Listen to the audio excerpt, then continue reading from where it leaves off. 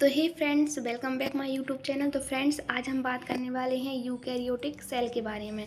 तो फ्रेंड्स, जैसा कि आपको पहले एक और वीडियो पोस्ट करके बताया जा चुका है, तो जिसमें हमने कोशिका की सामान्य जानकारी, उसके बाद प्रोकैरियोटिक कोशिका की पूर्ण जानकारी का हमने उसमें विस्तृत वर्णन देख लिया है। तो आज हम बात करने वाले हैं यूकैरियोटिक कोशिका की, और यूकैरियोटिक कोशिका के जो भी कोशिकांग रहते हैं उनके विषय में आज हम चर्चा करने वाले हैं, जैसे कि माइटोकॉन्ड्रिया और लवक के बारे में आज हम चर्चा करने वाले हैं। तो चलिए वीडियो को शुरू करते हैं। साथ ही आपसे एक बहुत महत्वपूर्ण अपील है, अगर आप हमारी वीडियो पर पहली बार आए हैं तो प्लीज़ चैनल को सब्सक्राइब करना ना भूलें। साथ ही वीडियो को लाइक करें, शेयर करें और कमेंट करके हमको बताएं कि आपको हमारी वीडियो कैसी लगी है। तो चलिए फ्रेंड्स, वीडियो को शुरू करते हैं।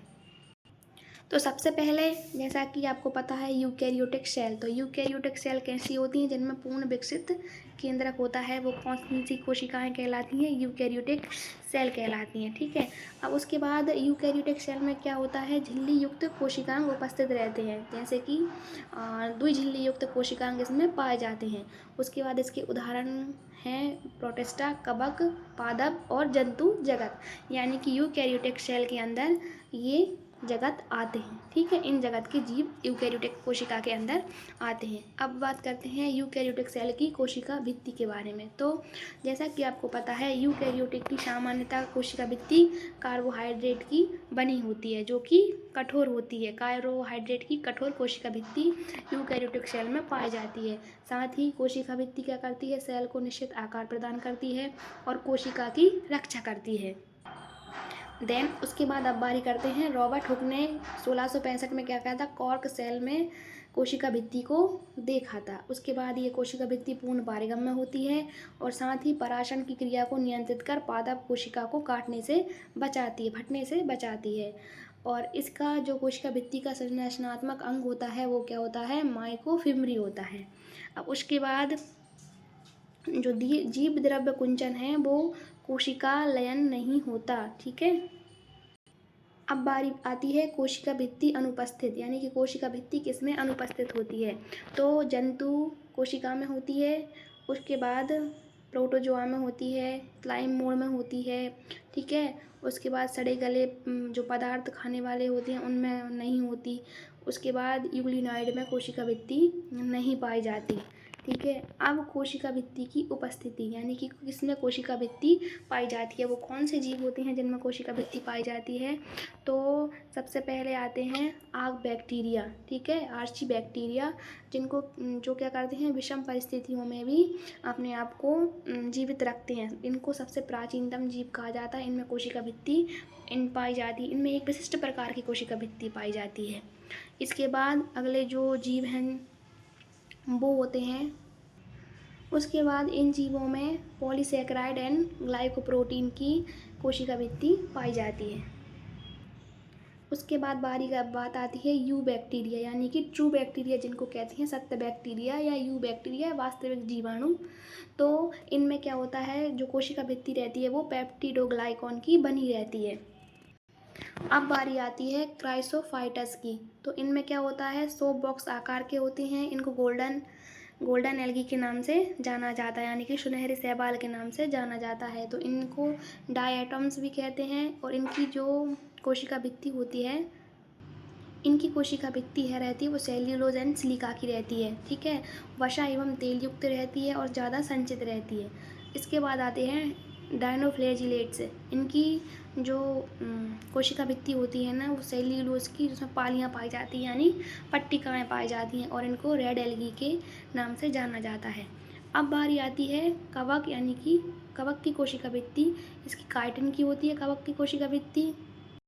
देन इसके बाद आता है शैवाल। तो शैवाल की जो कोशिका भित्ति रहती है ना, वो सेल्यूलोज, मेनेंजोज, गैलेक्टोन्स, CO3 यानी कैल्शियम कार्बोनेट, सिलिकॉन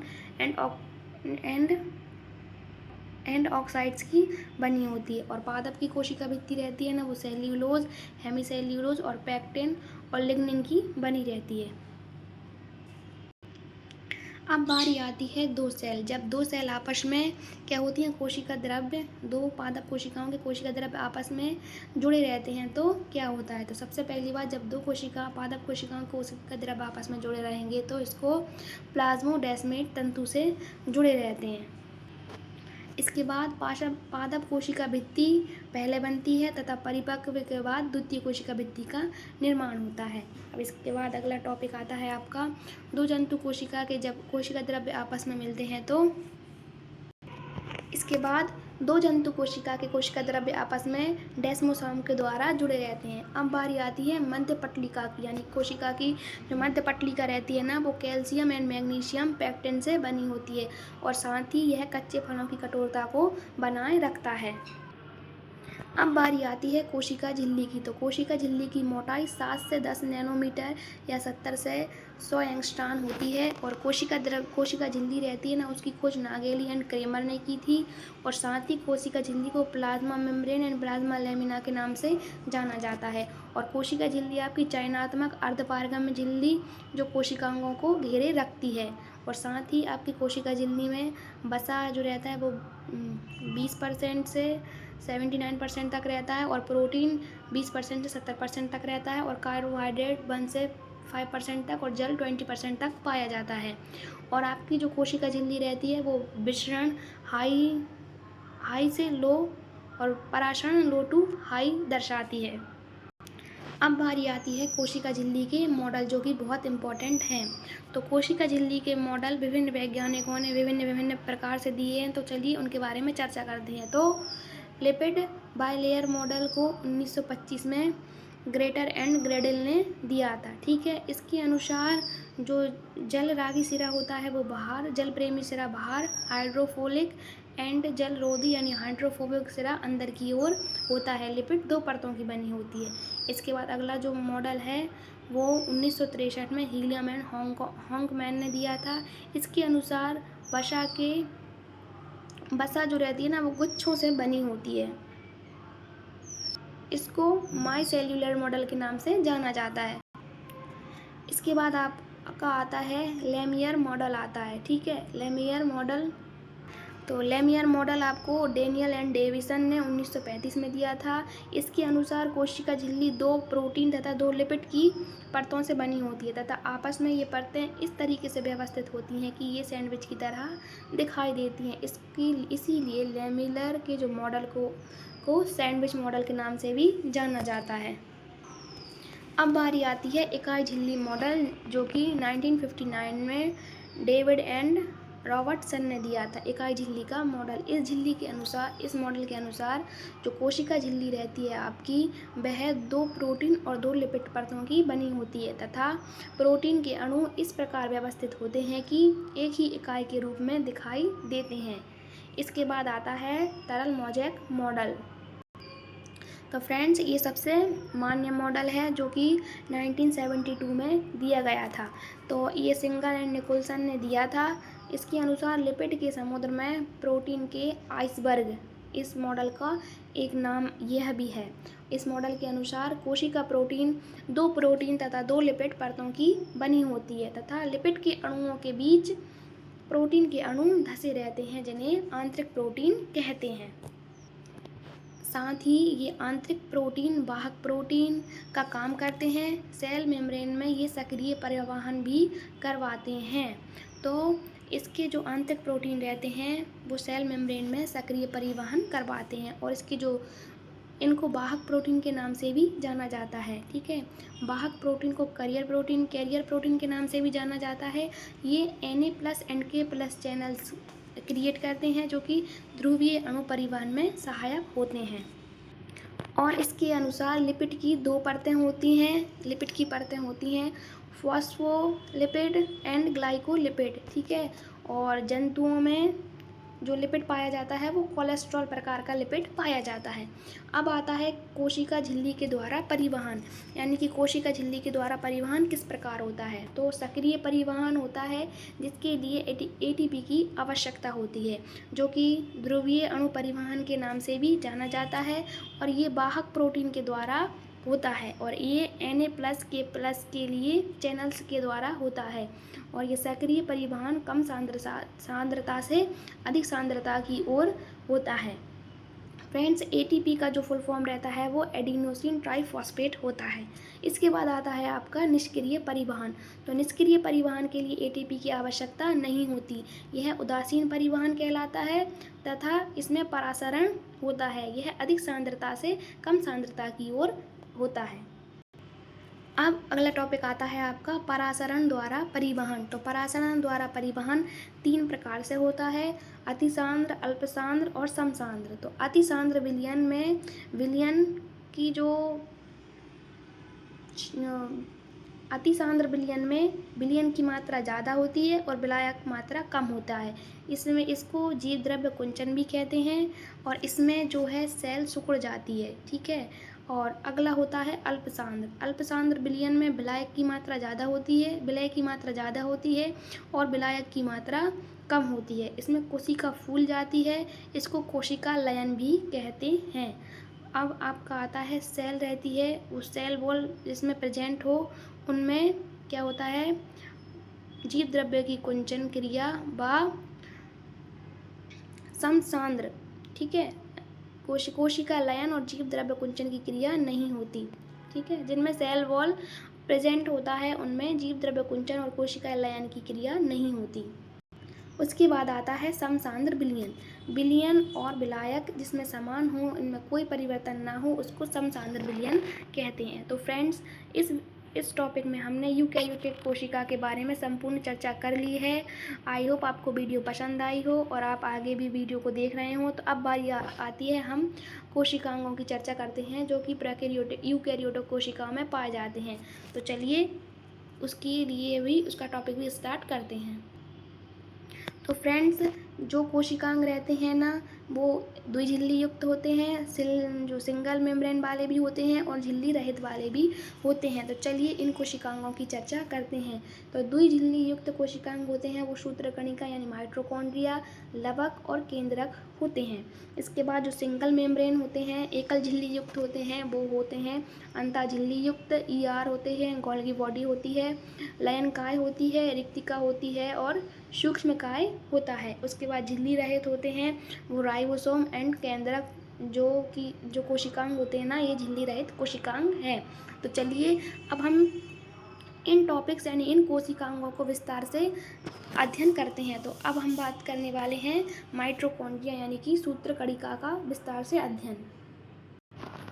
तो सूत्रकणिका यानी कि माइटोकॉन्ड्रिया क्या है, द्विझिल्ली युक्त कोशिकांग है जिनकी खोज 1857 में की हुई थी। यह कीटों की रैखित पेशियों में पाया जाता है। इसका जो विस्तृत अध्ययन है वो ऑल्टमान ने किया था, इसलिए इन्हें बायोप्लास्ट नाम दिया और जो फ्लेमिंग ने इनको फाइला कहा। और जो माइटोकॉन्ड्रिया शब्द है वो बेंडा ने 1898 में दिया था। और आपकी जो एक सेल है ना उसमें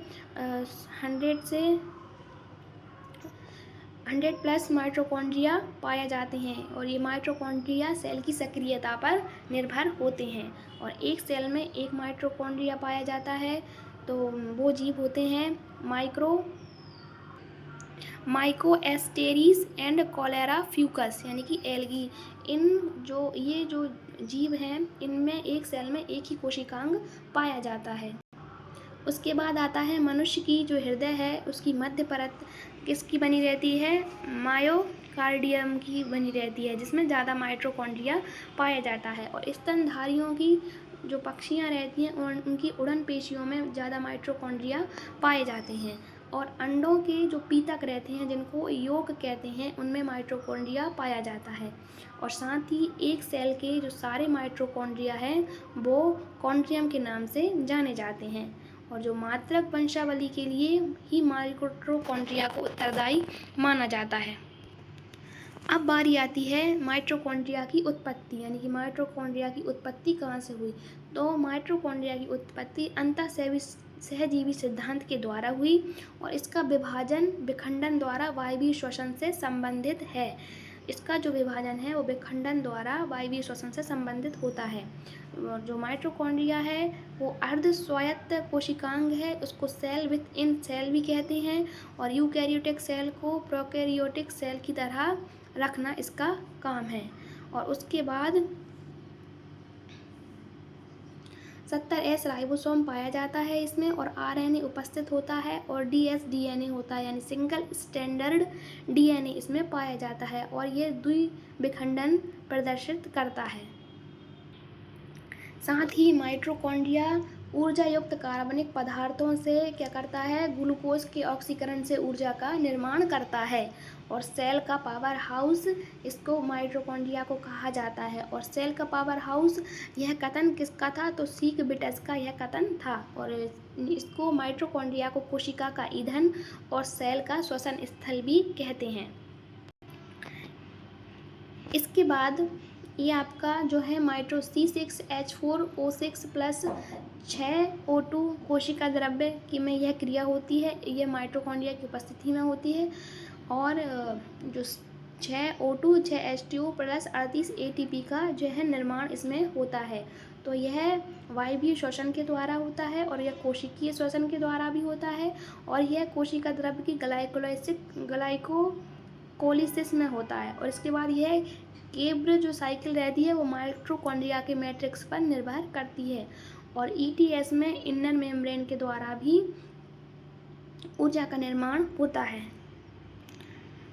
अब बारी आती है माइटोकॉन्ड्रिया के मैट्रिक्स के विषय पर हम चर्चा करते हैं। तो जो माइटोकॉन्ड्रिया का मैट्रिक्स होता है वो क्या होता है, साइटोक्रोम ऑक्सीडेज एंजाइम के द्वारा वायवीय श्वसन में होता है, और ऑक्सीजन का अंतिम उपभोक्ता होता है यह। और ETS में क्या करता है, सहायक करता है। और ऑक्सीसोम रहता है ना, वो F0 और F1 कण में पाया जाता है, और यह ATP सिंथेसिस एंजाइम रहता है, ऑक्सीडेटिव फास्फोरिलेशन, ठीक है, ऑक्सीडेशन, यह ऑक्सीकरण के द्वारा ऊर्जा का निर्माण करता है। और यह जो एंजाइम रहती है वो ATP सिंथेसिस एंजाइम रहती है। और इसका जो कार्य रहता है वो होता है कैल्शियम का भंडार होता है, यह ऊष्मा उत्पादन करता है। और शुक्राणु में माइटोकॉन्ड्रिया सर्पिलाकार के होते हैं और उनको गति प्रदान करते हैं। तो शुक्राणुओं में माइटोकॉन्ड्रिया सर्पिलाकार के और उनको गति प्रदान करने के लिए होते हैं। और माइटोकॉन्ड्रिया टेस्टोस्टेरोन व एंड्रोजन जैसे हार्मोन निर्माण में भी यह सहायक होते हैं। और साथ ही यकृत अमोनिया विषहरण में सहायक प्रतिरक्षा विनियम भी होते हैं, ठीक है। उनको MABS यानी माइटोकॉन्ड्रिया एंटीवायरल सिग्नलिंग प्रोटीन के नाम से जाना जाता है। और जो कोशिकीय मृत्यु होती है ना, प्रोग्राम्ड सेल डेथ कहलाती है, माइटोकॉन्ड्रिया में ही होती है। और माइटोकॉन्ड्रिया को सार्कोसोम किसने कहा था, पैटजियस ने कहा था। और माइटोकॉन्ड्रिया बाहरी झिल्ली हटा दें तो बचा हुआ जो पदार्थ रहता है वो मीटोप्लास्ट कहलाता है। और आज हमने माइटोकॉन्ड्रिया के टॉपिक को भी कवर कर लिया। अब हम बात करते हैं अगले टॉपिक के बारे में, जिसका नाम है लवक यानी कि प्लास्टिड। जैसा कि आपको पता है, लवक द्विझिल्ली युक्त कोशिकांग होता है। इसकी खोज अर्नस्ट हैकल ने 1866 में की थी। और प्रोकैरियोटिक्स में यह अनुपस्थित होता है, और यूकैरियोटिक सेल में प्रेजेंट होता है। और यह जो लवक रहता है वो इग्लिनॉइड्स में भी पाया जाता है। यह भी अर्ध स्वायत्त कोशिकांग है, सेल विद इन सेल भी कहा जाता है इसको। इसमें भी DS DNA 70S राइबोसोम और वृत्ताकार DNA पाया जाता है। फ्रेंड्स, एक लवक और एक माइटोकॉन्ड्रिया, ये दो कोशिकांग ऐसे हैं जो सेल विद इन सेल के नाम से जाने जाते हैं, यानी कि अर्ध स्वायत्त कोशिकांग के नाम से जाने जाते हैं। तो यह जो लाइन है वह भी बहुत इम्पॉर्टेंट है। और अब बात करते हैं इसकी उत्पत्ति के बारे में। तो अंतःसहजीवी सिद्धांत के द्वारा इसकी उत्पत्ति हुई थी। लवक 3 प्रकार के होते हैं, हरित लवक, अवर्णी लवक और वर्णी लवक। जो हरित लवक रहता है इसका विस्तृत अध्ययन सिमर ने किया था 1883 में, और यह हरे रंग का होता है। यह अकार्बनिक पदार्थों से भोजन निर्माण करता है, और यह पर्णमध्योतक सेल में पाया जाता है। मीसोफिल सेकंड सेल में यह सर्वाधिक होता है। साथ ही 6O2 6H2O सूर्य की प्रकाश की उपस्थिति में क्लोरोफिल सेकंड रहता है, उसके द्वारा हरित लवक C6H4O6 एंड HC6O2 का निर्माण करता है। इसके बाद लवक को कोशिका का रसोई घर कहा जाता है। एक सेल में 20 से 40 क्लोरोप्लास्ट पाए जाते हैं, और एक सेल में एक क्लोरोप्लास्ट पाया जाता है, वो क्लेमाइडोमोनास शैवाल में पाया जाता है। कुछ शैवाल में लवक भोजन का निर्माण क्रोमेटोफोर यानी टूटे हुए नहीं होते। और उदाहरण लाल लवक और लाल शैवाल और भूरी शैवाल या BGA। और हरी पत्तियों में क्लोरोप्लास्ट पाया जाता है।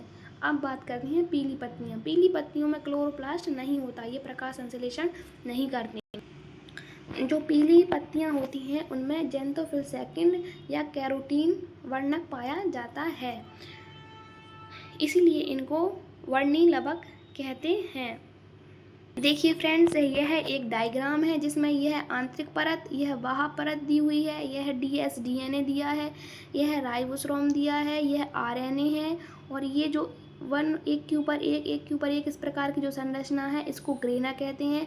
और ग्रेना की इकाइयाँ थैलेकॉइड का निर्माण करती हैं और थैलेकॉइड क्वांटासोम का निर्माण करता है।